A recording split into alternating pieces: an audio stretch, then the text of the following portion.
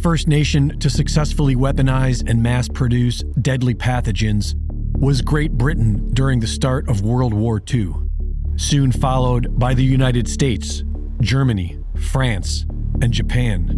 While many nations mass-produced them, Japan was notorious for deploying biological weapons, killing almost 500,000 Chinese soldiers and civilians in several military campaigns, including the 1940 bombing of Ningbo, China, when Japan's secret bioweapons Unit 731 dropped ceramic bombs full of living fleas carrying the bubonic plague.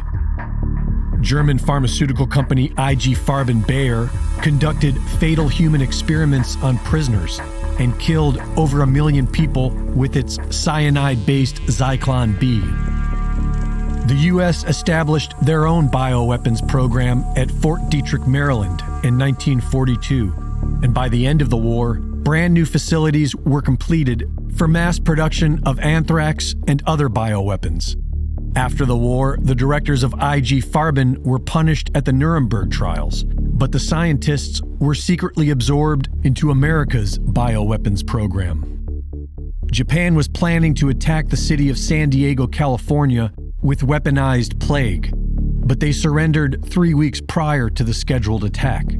And while Japanese researchers arrested by Soviet forces were tried for war crimes, those captured by the United States were secretly given immunity in exchange for working with the U.S. bioweapons team.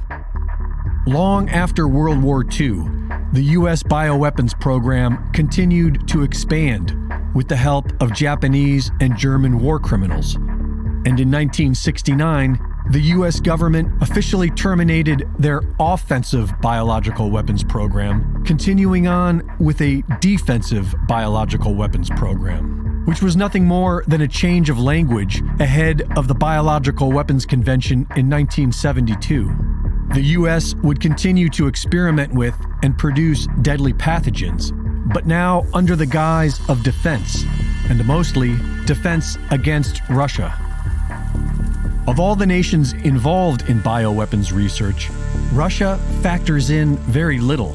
The U.S. government claims that the Soviet Union had the biggest bioweapons program in history, but this is based solely on a mysterious 1979 anthrax leak and the lone testimony of Soviet defector Ken Alibek, who has also been absorbed into the U.S. bioweapons program, and who has helped the U.S. surround Russia with dangerous bioweapons labs.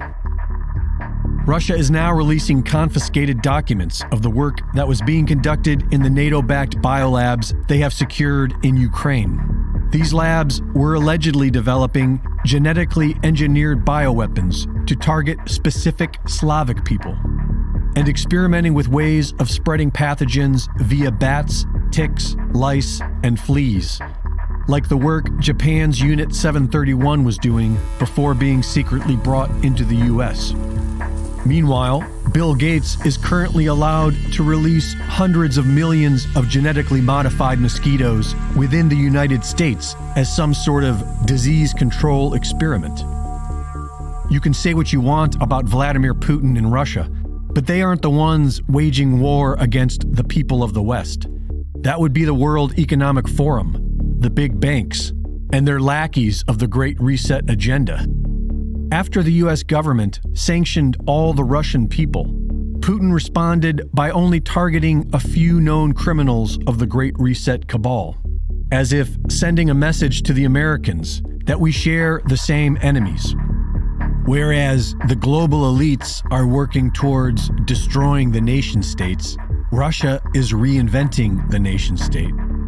Russia hopes to be the world's biggest producer of organic farming, while the globalists are pushing for genetically modified foods, bugs, and synthetic meat. The globalists are actively destroying the family down to the mother's womb, while Russia seeks to build a society based on family and Christian values. The Russian government provides fallout shelters for the civilian population to potentially survive a nuclear war.